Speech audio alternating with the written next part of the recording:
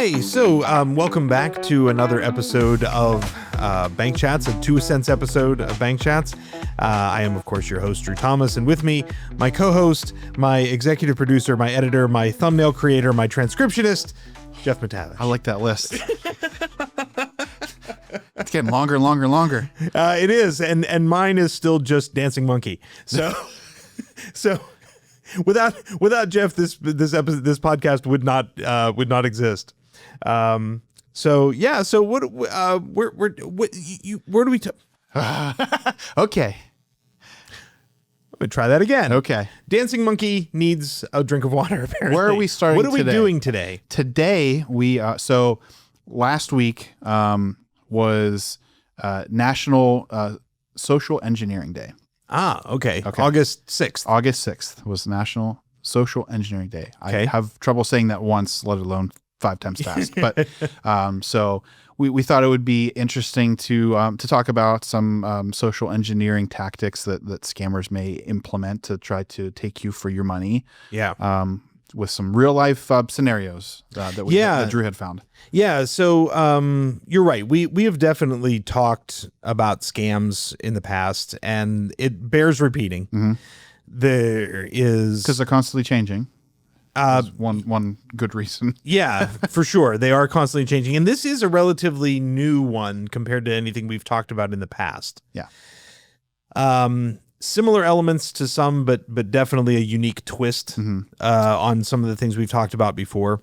And elaborate, not necessarily just, a scammer trying to take a couple dollars from you or whatever. Yeah. There's multiple parties involved, multiple steps, multiple days. Yeah. Absolutely.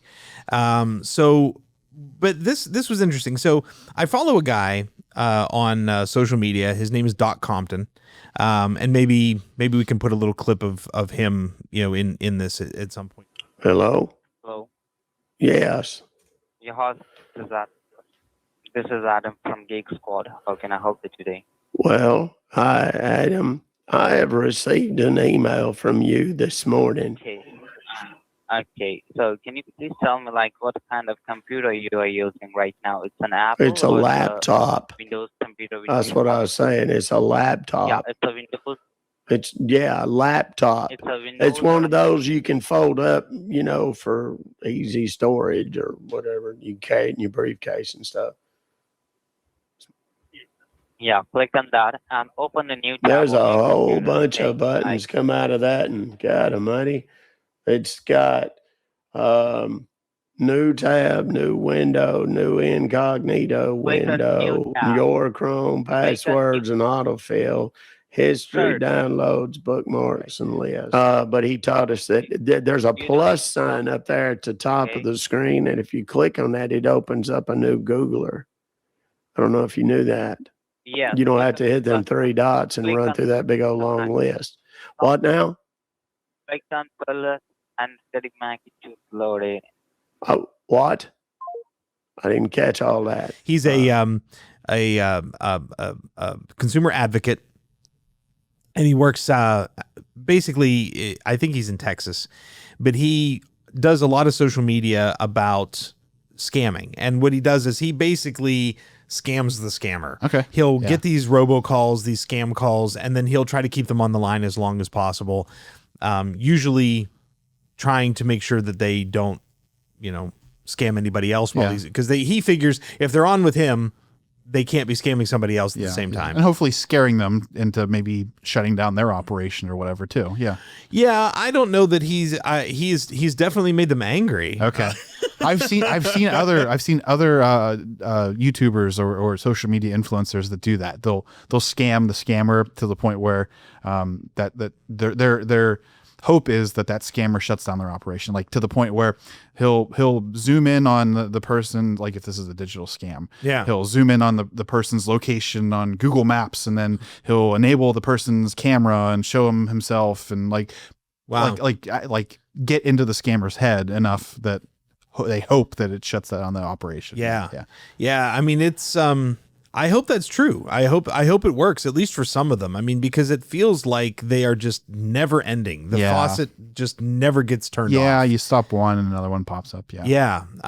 So anyway, so he, this Doc Compton, he shared a video, and this is the video that we're going to work on today. Okay.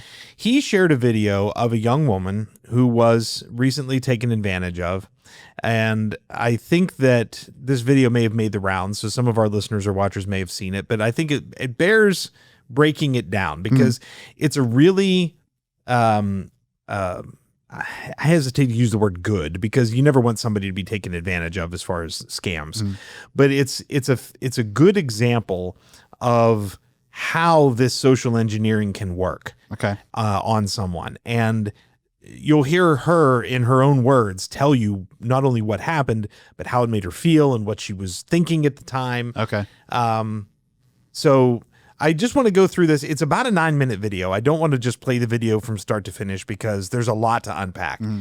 So what I want to do is I want to play little clips and then you and I can come back in and we can kind of talk about that clip and what she says and what's going on at the moment. Maybe reinforce some things for people and then we'll continue on. Does that sound fair? Yeah. I have not seen the video in totality, so this is new to me too. I know a little bit of a gist of what the video entails, but yeah. So let me play the first part of it and then and then we'll go from there.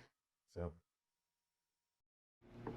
Hey internet, my name's Kira and I can't say it out loud because it makes me ill, but I was scammed for a large amount of money and I feel so dumb. I feel there are a lot of emotions. This was about 24 hours ago and I'm still settling in and I'm still trying to figure out what happened to me. But I just want to put this out here because I do not want this to happen to anybody else because it is not recoverable. This wasn't a digital scam. This wasn't something that I can just tell my bank, hey, I didn't do this and I get it back. This was so I was dumb. You need to think I had a moment of dumbness and they got me for my life savings. Okay, so like I said, lots to unpack here, but basically I think that first part just expresses how a lot of people feel when it comes to scams or being scammed. You somehow feel like it's your fault. The scammer has a fantastic ability in a lot of cases to make you feel, even though you are the victim, as though you've done something wrong. And that's social engineering. Yeah. And this notion that, she says, how dumb she is. And so she's not dumb. She's not dumb. And if you or someone has been a victim of one of these scams, please, you're not dumb. Please don't take it that way. These scams are literally designed. It is their job. These scammers make it their occupation to find a way to separate you from your money in an illegal way. Yep. They're really good at it. I mean, this is one example, but that scammer probably scammed 1,000 people, 1,000 other people like her. And she just unfortunately bit, the bait, Yeah. I mean, absolutely. So, that's the first part. And you're going to hear her. She beats herself up pretty good, which is unfortunate, but, I want to play the next part here and let her start telling you what happened, and then we'll go from there. Okay. So yesterday I get a call from my bank and it was my bank's number. I Googled the number. I am going in my head, yes, that back and forth, is it my bank? Is it a scam? I finally tell myself this is real. I Googled the number. This guy seems legit. He's not asking me for any of my information. He's telling me that there's been fraudulent activity on my card and asking me if I am aware of a charge in Texas. I say, no, I'm not in Texas. I'm in Colorado.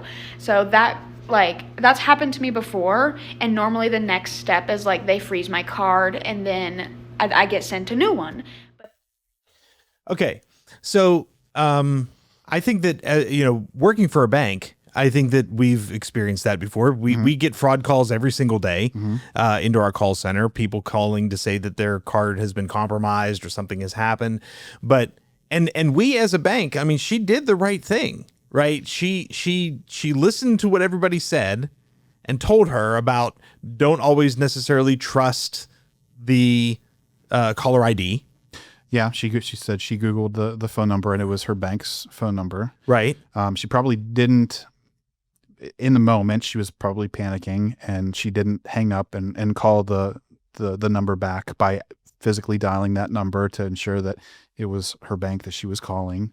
She Right. just assumed that it was the same phone number, didn't know it was spoofed. Right. And that's a big thing right now. Yeah, so phone number spoofing is definitely a thing. We've gotten very accustomed since the 90s of just trusting that whatever pops up on the screen on your phone is where the number's coming from, right? That was the whole concept of caller ID. So you could see who was calling you before you answered the phone. Obviously, that is no longer a reliable way to know who's on the other end of the line. Right. Right. The other part that I noted was that they didn't ask for information, which may have led her to put her guard down. Because we preach quite often that, you know, your bank's never going to ask for your PIN or your password or anything like that. And this scammer knows that. Yeah. And they didn't ask for personal information other than her location. So she was not giving out her personal information at all. Well, and not only that, scams. they didn't even ask her for where she was. She volunteered it. Right. They just said where the transaction occurred. Right. That's a good point. Yeah. And she said, no, that's not me. So far, this sounds Fairly legitimate. Yeah. Right. Pretty normal. Yeah, right. yeah. And that's the one thing that I think that people do have to keep in mind is that it's not just us. It's not just our bank. It's not just this podcast. It's not just your bank, your credit union. There are, nonprofit organizations, government organizations, so many people trying to put out information about how to avoid being scammed. Guess who also hears all that? The scammers, right? Yeah, right. So they're engineering their tactics to circumvent those situations. Yeah. Right. So now, they're actually bringing this up to her as though, hey, I'm the good guy telling you you're being scammed. Yeah. Let's try to, Yeah, that's a good point. Yeah. All right. So let me play the next part here. He said, okay, I need to transfer you to our fraud department. They are going to bring you through the next steps. And okay, cool. So I get transferred. It's like a new number. I'm thinking it's real at this time. So I don't Google this new next number. I'm just listening. And she's telling me that actually I'm a victim of identity theft and that there's somebody in the bank using my ID or all the information on my ID to make a withdrawal of all of my money. And so I'm at this point starting to really panic. Okay. So now she's panicked, right? So we tell people that all the time. The idea behind a lot of these scams is to get you worked up, get you into that fight or flight mentality where you're not thinking straight. Yep.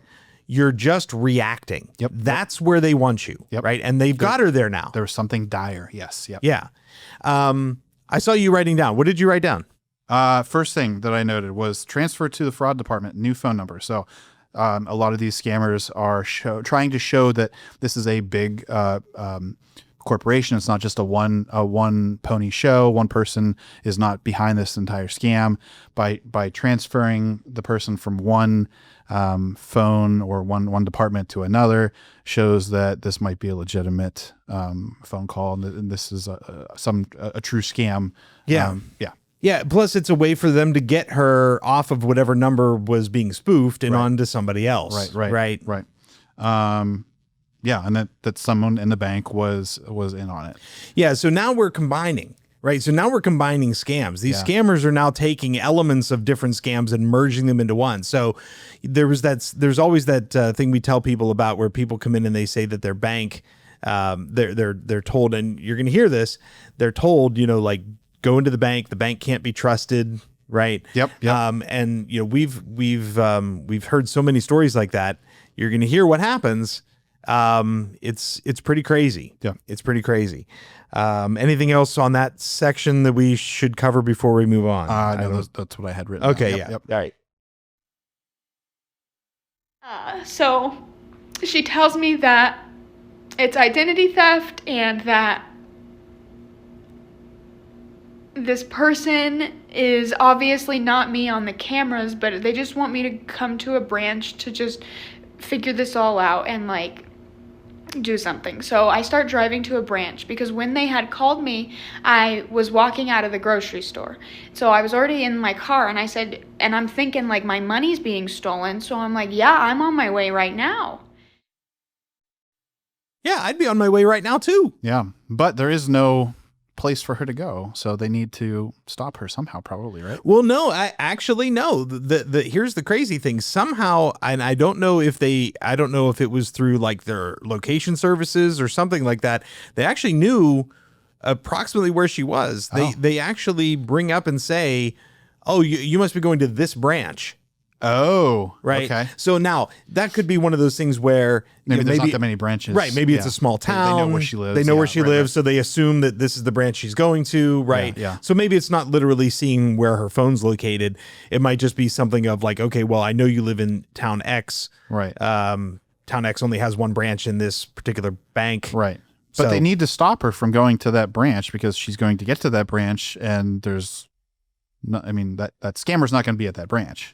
No, the scammer is not going to be at that branch, but I think that you're going to be surprised at what happens next. Okay. Yeah. All right. Let me go ahead and scrub ahead here. Let's see.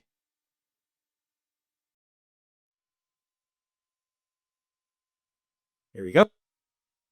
She tells me that this branch is under investigation and that I need you to go in there and try and withdraw X amount of cash, but the teller should not let you do it. So we need to just make sure that the teller's not in on it, and in order to do that, we just need to make sure she's not willing to give you any cash. And part of this is making sense to me. I'm like, okay, I guess, like, and obviously every time I speak this, or like this has been on my mind for 24 hours, like I can't live it down. And obviously, when this person's telling me all this, I'm in a state of panic thinking, like, my shit is being, like, stolen, and I need to do this in order to keep my stuff safe. And, yes, it's dumb, but that was my mindset in that moment. Okay. So she's going to the branch, and now they've set it up so that when she gets to the branch, she's already suspicious and mistrustful of the people that are about to try to help her. Yes. So when they try to stop her because she's not giving a good answer as to why she's withdrawing all of her life savings, she's assuming that that's what they're going to do. She's already preconditioned to know that. She's preconditioned that whoever's about to help her, try to help her on the other end of that teller line is the enemy. Yes. Right? Because they've said the teller might be in on it. Right? So, here's they're going to try to tell you not to withdraw the money. Yeah. All right. Well, let me do the next part here. She tells me, go in there, keep me on the phone, put me in your pocket or purse or whatever. This lady is very kind, American accent. Not that wouldn't make her not kind, but that was just, I think, like when you think scam, you're thinking you're going to get somebody foreign or possibly like some sort of accent, or you can tell in some way, or it sounds like a call center. Like, no, none of those red flags were happening. And so, yeah, I think that is definitely a common misconception. Usually you think of scams as an overseas thing, and it's not always. I mean, there's scams that happen on U.S. territory all the time. Sure. Yeah. I mean, there's it's become a joke to talk about the Nigerian prince that needs you to send him money. Right. These scams have gotten so much more sophisticated since those days. Yep. That is almost quaint when you talk about scams that were facilitated in that way, 20 years ago. Yeah. These people are way, way, way better than that. Yeah. And she had said that the scammer wanted her to stay on the line with him or her, whoever the scammer is, during this transaction during this encounter, and that's probably so that they can adapt their tactic to Sure. what the teller is saying. You know? Yeah. Keep me in your pocket. Right. I'm on your side. Right. I need to be able to hear what's going on. Right. Because my script is going to change based on what that teller says. Yeah, exactly. Yeah. All right. She tells me, okay, go in the bank and withdraw, and you are now part of this investigation, so just try and grab as much detail as you can. She goes, I understand this is an emotional situation. You are a victim of identity theft. Please take this seriously. You're a victim. And they got me. And long story short, I don't know. They had me convinced that the cash I pulled out was fraudulent cash, and that I needed a carrier to pick it up. Somebody needed to drive to my house, and a courier was to pick it up because that's fraudulent cash. And if I were to touch it, I am now part of the FBI. And obviously, every time I say this, I want to shake my head empty and like bang my head against the table because like, how stupid could I be? You see that all the time in like crime shows and movies and stuff where, you can't tamper with the evidence or anything like that. So, yeah, and the scammer is giving like her authority. Like you're in charge of taking note of what the teller looks like and every detail you can remember. Yeah, like you now have responsibility, which takes your mind off. And you're of what's part of happening. this. Right. You're helping. Right. They're convincing her that she's aiding. Yes. In the capture of a fraudster. Right. But it's taking her mind off of what's actually happening more. And True. giving her something else to concentrate on. Yeah, absolutely true. So, we all, I'm sure that there are people in this world that would disagree with me, but I tend to still believe that on an individual level, most people are still good people. Sure. People want to be helpful. Yes. Yeah. People want Makes to you feel do good. the right thing. Right. And so when you start saying, hey, listen, not only are we trying to help you, but you can help us. Yeah. And you can Boy. help other people not fall victim to whatever scam this bank, is trying to pull. Yeah. It's crazy. Yeah. And I even said to myself and told this woman on the phone, I'm not giving money over to a courier until I have replaced money. Like, what do you mean? Like, I'm arguing with her, and they are so persistent. And she was so she was like, well, if this and I'm thinking well, if this was a scam, they'd probably just give up at this point. Cause I've called them scammers multiple times at this point. I'm telling them you're scamming me. Why would I do this? They got me. So. You're not going to intimidate the scammer. No, and that's the thing. But it's a reassuring, right? Yeah, She says I've called them scammers, so why wouldn't they give up by now? Right. So obviously they're not. They must not be scammers because I've called them out on it and they haven't hung up because you've followed their instructions to this point. Yeah. Yeah. It's. But I mean, at least she's leery. Was not going to give up her money to the courier. That was the goal. We'll see what happens. Okay.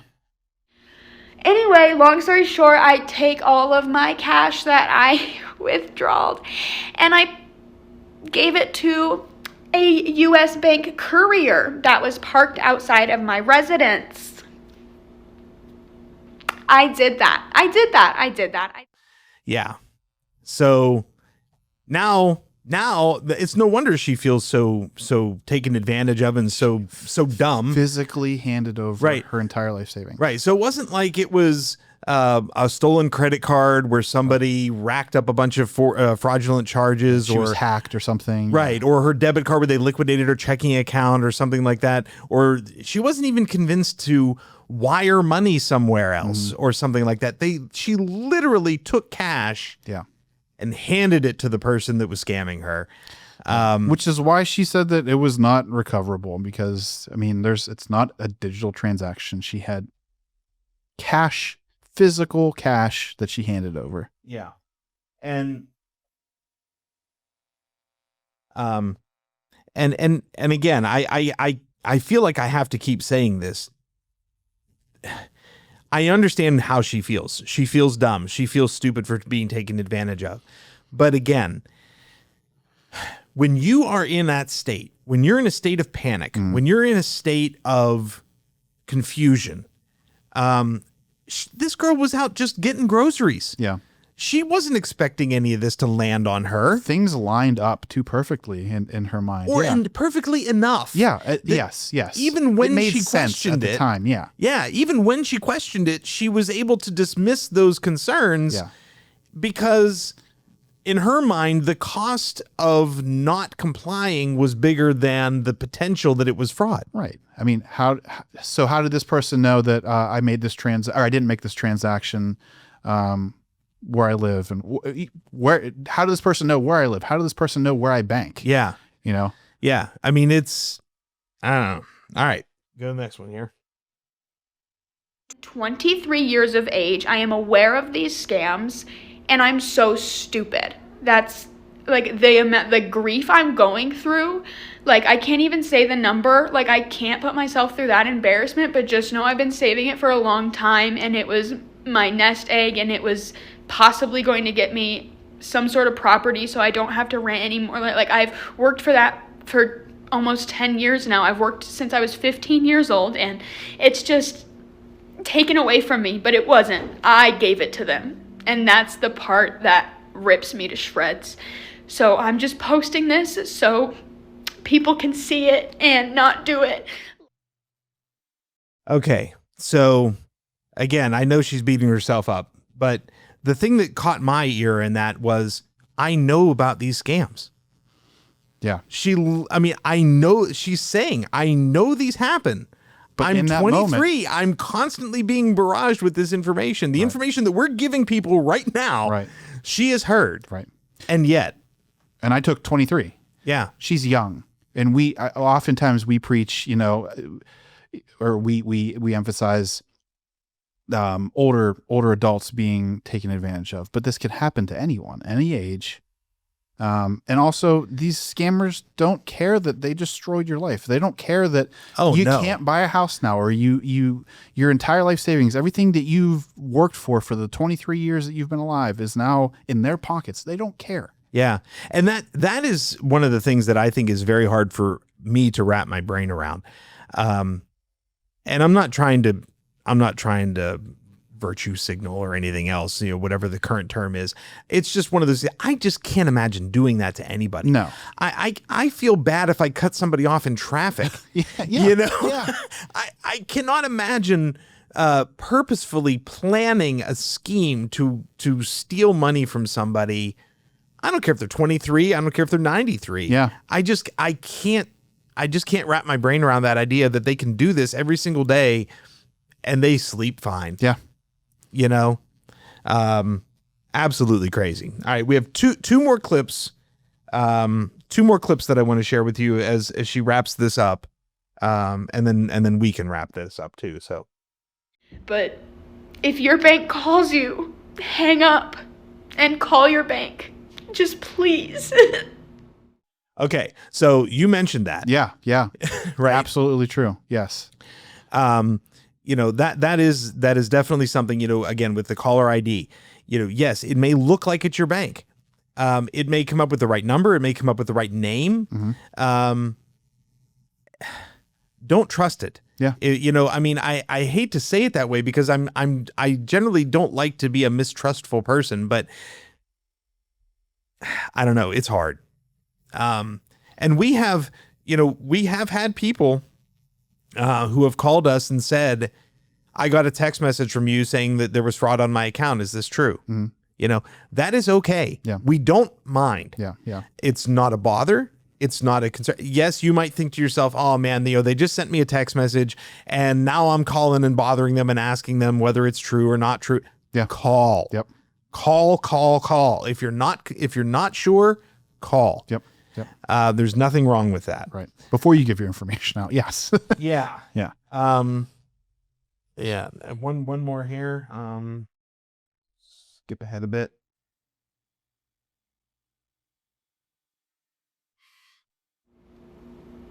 Be careful and protect your things. Protect yourself. Yeah. So, I mean, I think I kept that last clip because us saying it is just as true, but looking at the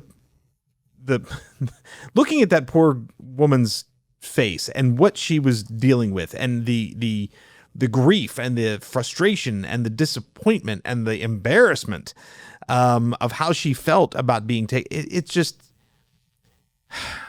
and again, she knew. She said she knew, about these kinds of things. Yeah.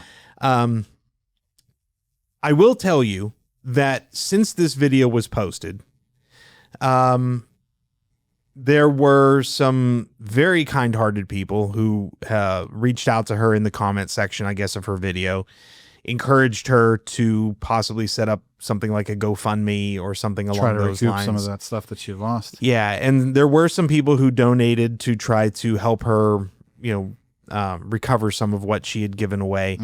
And while that is very admirable, there were also people who came back and said, "Oh, you're just scamming these people now." Yeah, right. I mean, I guess you never know. I mean, you could put on a show and say you had this scam happen to you. I mean, that's very elaborate if that would be true. But yeah, and this is again just my gut reaction. Yeah. But having a daughter that is around her age, seeing how she reacted, some of the emotional, what's the word I'm working? The emotional tics, expressions. It's natural. It feels very natural. Yeah. It feels, and I get angry because it feels like in a way I'm looking at somebody that's my daughter's age, or like I see her in this young woman, and it's very, very frustrating as a to see somebody go through that, right? Right. So do I believe that she was concocting this in order to try to extract? No, I don't believe that. Yeah. If I did believe that, I wouldn't have shared it with this program. Sure. Yeah. Because as an example of what not to do or whatever. But if nothing else, it's a real life example of something that does happen daily. I mean, to people. So I don't know. Maybe this resonated with you better than just Jeff and I sitting here saying, "Hey, don't get scammed." Yeah. It's just as true when we say it as opposed to when she says it. It's just as true when we have people that are guests here that are cybersecurity professionals, FBI, St. Francis University, the people that we've had that have come in and talked about scams and stuff. It's just as true when they tell you to be cautious and aware. But sometimes when you see what somebody who literally just had this happen to them goes through, I don't know. Maybe it'll click. Yeah, and this is just one example, one scenario. I mean, every scam is not going to be like this. Right. This one was a bank. The next one it could be a government agency. It could be your grandmother is in the hospital and we need money for surgery. It could be anything. Yeah. But it's all social engineering. It's all getting you to react. There's usually some degree of like what's the word I'm looking for? Urgency. Yeah. To some degree. But it's all to pull at your heartstrings to get you to act now. Yeah. Without thinking. And while this wasn't necessarily, I don't want to make assumptions about what happened to this person. And she did not specify anything relating to her location or anything. What you share on social media is incredibly advantageous to a scammer.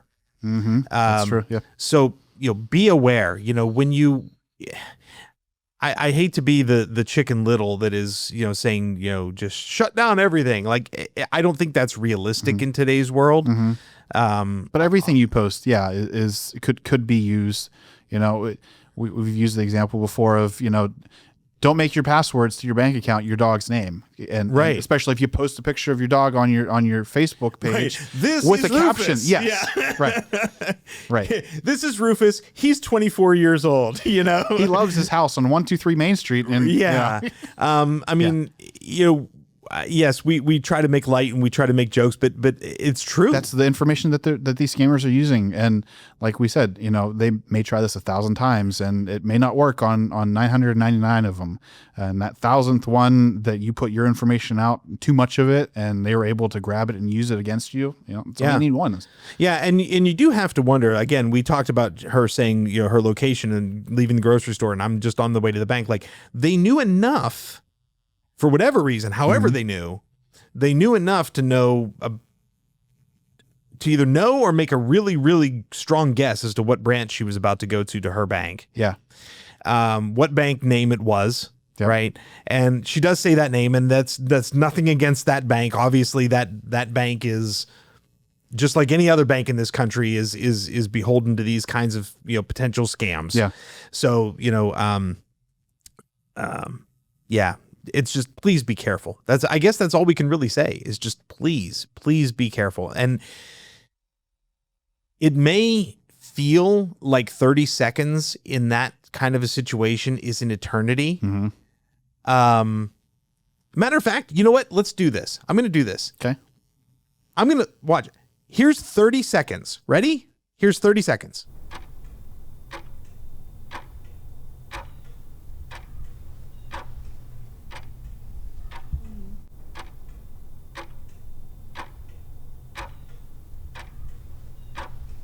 That's 15.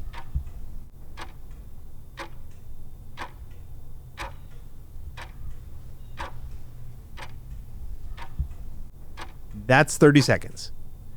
Okay, so actually, no, that's 30 seconds. Sorry. That's 30. So it seems like a long time when you have that silence. Yeah. Right? But 30 seconds is not that long but it's enough time. It's enough time for you to stop and think, right?